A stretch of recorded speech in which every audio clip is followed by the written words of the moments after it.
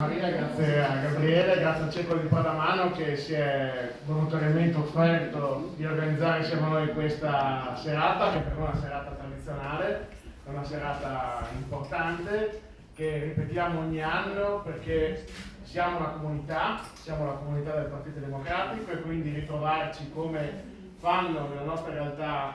friulana e non solo ovviamente tantissime associazioni, tantissime organizzazioni della nostra società, lo riteniamo un momento importante di confronto, di condivisione, di scambio di auguri, anche di rafforzamento dei legami tra le persone che sono la forza del nostro partito. Quindi ci tenevamo a ripetere questo appuntamento che non è un rito, ma è un'occasione di incontro e di condivisione di un momento anche di comunità, perché sulla comunità abbiamo scommesso molto. Abbiamo scommesso molto in questo anno che si sta chiudendo, che domani andremo a festeggiare. Lo abbiamo fatto nella prima parte dell'anno, scommettendo su quelle che sono le elezioni amministrative che hanno coinvolto molto il nostro territorio, anche il comune di Pallamano e altri 80 comuni della nostra provincia, e che per fortuna, ma più che per fortuna direi per bravura e per capacità di quelle che sono le nostre persone appunto sul nostro territorio, ci hanno visto protagonisti di una buona stagione elettorale, che non significa guadagnare potere, guadagnare posizioni di quel tipo, ma significa avere la possibilità di incidere e di cambiare la vita dei nostri e delle nostre cittadine. Quindi da questo punto di vista una prima parte dell'anno che è stata sicuramente molto impegnativa, ma è stata anche sicuramente carica di buoni risultati e di soddisfazioni. E poi le persone, quelle stesse persone, spesso e volentieri, perché poi ci conosciamo un po' tutti e le forze di cui abbiamo a disposizione, nonostante lo sforzo che facciamo di tenere la nostra comunità aperta a nuove energie, a nuove persone che vogliono avvicinarsi, si sono impegnate anche d'estate, anche in un agosto torrido e caliente, per combattere una battaglia contro lo stravolgimento del principio di autonomia che a noi è caro, perché noi siamo un partito che dell'autonomia fa un credo, fa un ideale importante, lo fa richiamandosi a quello che è la definizione di autonomia che dà la nostra Costituzione,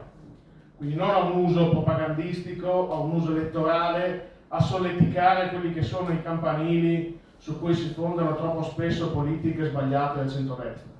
ma per difendere il concetto di autonomia contro una riforma sbagliata, una riforma contro cui abbiamo raccolto le firme per indire un referendum, e anche lì, devo dire, con un ottimo risultato, non solo per quella che è stata la mobilitazione nostra, ma anche perché è stata una mobilitazione più ampia, che ha coinvolto altre associazioni, altre organizzazioni, dai sindacati e oltre, e che quindi ci ha rivisto capaci di tessere rapporti con molte realtà anche diverse dalla nostra. E poi una battaglia che si è, non dico conclusa, ma che sicuramente ha avuto un grande punto di svolta quando la Corte Costituzionale ha sonoramente bocciato, fossimo stati a scuola, diremmo non rimandati a settembre, ma direttamente bocciati di un anno, coloro che hanno redatto quella riforma maldestra e che avevamo giustamente criticato. Quindi un anno che è stato molto impegnativo sotto diversi punti di vista, e l'augurio che vorrei fare questa sera a tutti noi, perché c'è bisogno dell'impegno, della forza e dell'intelligenza di ciascuno di noi, è che il 2025 prosegua con quello spirito, prosegua con uno spirito di condivisione, con la voglia di mettersi in gioco, di dare a ciascuno di noi una parte del proprio tempo per cercare di raggiungere un obiettivo comune, per cercare di realizzare quelli che sono gli ideali che muovono la nostra passione politica, perché poi un partito come il nostro, che è un partito grande,